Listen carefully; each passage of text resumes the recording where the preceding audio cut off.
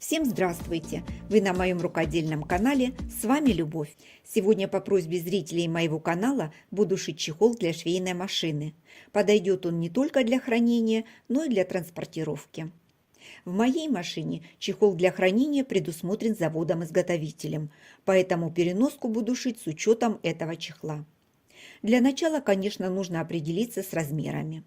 Вставлю слайд с деталями, которые подготовила для пошива чехла. Понятно, что размер у всех будет разный. Переноску буду шить с небольшим запасом.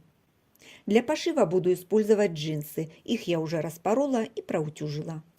Это я распарывала мужские рубашки. Здесь в основном воротники, планки и разные маленькие детали. Это обрезки тканей от предыдущих проектов, размер небольшой, и сегодня пришла их очередь. Вспомогательная ткань, она не новая, можно взять любую. Подкладка будет из блузки. Молнию взяла рулонную. Добавлю бегунки к ней. Еще мне понадобится плотный спанбонд и синтепон. У меня он плотностью 100 грамм на метр. Начну с задней панели. На ней будет карман, и для него я соберу полотно из полосок. Вырезала нужный размер. Добавила подкладку из спанбонда такого же размера. Молния, она чуть длиннее. И отделочная полоса шириной 3 см. На подкладку кладу молнию зубчиками кверху. Сверху основное полотно лицом вниз. Прокладываю строчку. Выворачиваю. Проложу отделочную строчку и пришью отделочную полосу ко второй стороне молнии. Карман готов. Можно одевать бегунки. Бегунки одела навстречу друг другу. Для задней панели сделала заготовку. Простегала джинс, синтепон и подкладочную ткань вместе обычными ромбиками. Вырежу деталь нужного размера. К заготовке прикладываю карман. Делаю разметку. Отгибаю и смещаю вниз на ширину припуска. Проложу строчку. Здесь закрепила край, чтобы не топорщился. Возвращаю карман на место. Соединю карман с основной деталью. Посередине проложу строчку. Срежу все лишнее по боковым срезам. Я решила сделать карман на 2 отделения. Кому нужен большой карман, можно оставить как есть. Задняя панель готова. Соберу на подложке лоскутное полотно для передней панели. Полоски сделала пошире, и цвет будет отличаться. Соединю заготовку с синтепоном и подкладкой. Простегала прямыми линиями по краю полосок. Вырезала заготовку нужного размера. Подготовила декоративную полосу с названием моей машины. Пришью ее на переднюю панель. По краям проложила отделочную строчку. Для этой панели подготовила прозрачный карман. Это плотная пленка для книжных обложек, и к ней я пришила молнию. С изнаночной стороны край пленки закрыла краем молнии и проложила строчку. С лицевой стороны строчка идет как отделочная. Надену бегунки и проложу строчку по всему контуру. Закрепила карман. Разделила его на 2 отделения. Срежу все лишнее по краям. Передняя панель готова. Для обтачки молнии собрала лоскутное полотно. Разметила нужный мне размер. По линиям проложила строчку зигзаг, чтобы соединить все слои. Вырежу как можно ближе к строчке, чтобы сохранить размер. Обтачка у меня будет из 2 частей. Первая лоскутная, вторая полоска из джинс. В каждой части вырезала подкладку из спанбонда такого же размера. Для дна собрала заготовку из джинсовых полосок. Из спанбонда вырезала подкладку такого же размера. Отрезала молнию нужного размера и пришью к ней обтачку с 2 сторон. Молнию вшила, по краям проложила отделочную строчку. С одной стороны прерывистый зигзаг, а с другой обычную прямую строчку. Лоскутную заготовку в нескольких местах соединила с подкладкой. Строчку прокладывала по краю полосы. Размечаю отверстие для ручки. Это прямоугольник 18 на 4 см. Переношу разметку на изнаночную сторону. Вырезала подкрайную планку из отделочной ткани. Размер больше с каждой стороны на 2 см. Разметила прямоугольник. Прикладываю. Совмещаю разметки и соединяю строчкой. Вырезала прямоугольник, оставив припуск 0,5 см. В уголках сделала надрезы. Выворачиваю подкрайную планку на лицо и делаю обработку срезов.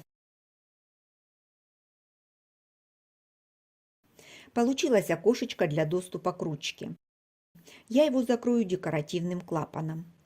Клапан сделала такой же, как декор на передней панели. Чтобы подкладка не выглядывала, сделала небольшой перекат на изнаночную сторону. Пришила клапан. Срезала часть подкладки, чтобы уменьшить толщину. Отгибаю и прокладываю строчку. Клапан закрепила. Можно сделать размер клапана побольше и вшить его в шов, а можно сделать доступ по размеру ручки и оставить так. На молнию одела 2 бегунка. На передней и задней панели решила скруглить верхние углы. Нижние оставлю как есть. Замеряю по контуру боковые срезы и верх заготовки. Так я определю длину обтачки с молнией. Подкладку для дна помещаю под обтачку. Сверху кладу заготовку для дна. Прокладываю строчку. Вторую сторону пришиваю также. Вывернула. В местах соединения проложила отделочную строчку и заодно дополнительно закрепила соединение деталей. Взяла кусок слимтекса, вставлю его между подкладкой и дном. Закрепила строчкой. Строчку прокладывала в местах соединения полосок. Разметила центры внизу, вверху и по бокам. Размечаю центры на задней панели. Такую же разметку делаю на передней панели. Осталось соединить основные детали с боковой. Совмещаю контрольные точки и фиксирую зажимами. Дальше по всему контуру. Со второй стороны также соединяю контрольные точки на передней панели и боковой части. Фиксирую зажимами.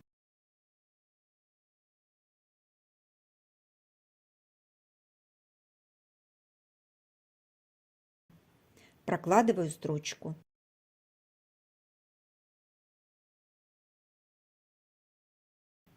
Все детали соединила. На скруглениях сделала небольшие надрезы в нескольких местах.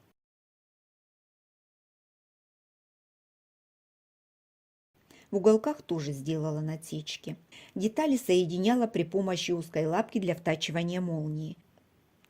Так припуски получаются все одинакового размера, и углы сшивать намного удобнее. Обрабатывать срезы буду прямой полоской из трикотажа средней плотности. Ширина 3,5 см. Полоску пришивала с нижней стороны. Использовала всю ту же лапку. Так проще попадать шов в шов. Края полоски соединила в кольцо и закрепила. Отгибаю срезы и обрабатываю край. Для того, чтобы все получилось красиво и с первого раза, рекомендую проложить наметку. Строчку проложила у самого края отделочной полосы. С трикотажной обтачкой работать очень легко, она послушная и выглядит хорошо. Нарезаю я ее от куска ткани, который купила по случаю, и теперь он меня здорово выручает. Карман внутри можно сделать из ткани или вовсе от него отказаться. Если в вашей машине нет ручки, ее придется пришить к переноске. Вшивать ее рекомендую в шов соединения дна с основной деталью. Чтобы сохранить внешний вид, ручку лучше пришивать к панели и потом сверху пришить карман. В верхней части закрепить ручку на панели. С лицевой стороны тоже вшиваем в шов соединения. Декор пришиваем сверху. Ширину полосок подбираем под ширину ручек и пришиваем ручку точно по контуру полоски. Так сохранится внешний вид изделия. Пользоваться таким чехлом удобно. быстрый доступ к ручке, защита от пыли. Молния на передней панели позволяет легко достать и поставить машинку в переноску. Карманы для хранения я поместила внутри, подальше от глаз. Снаружи только декор и никаких накладных карманов. Цвет я подобрала под свой интерьер. На задней панели показала возможный вариант цвета, который сочетается с джинсом. Хорошо, когда есть выбор, можно посмотреть и решить, что конкретно тебе подходит. Пишите в комментариях, как вам такая переноска, что бы вы хотели добавить или наоборот от чего-то отказаться. В какие чехлы одеты ваши помощницы. Еще мне интересно узнать, что бы вы хотели увидеть на моем канале. Все ваши комментарии я вижу, читаю и по возможности отвечаю. А я на этом с вами прощаюсь. До встречи в новых видео.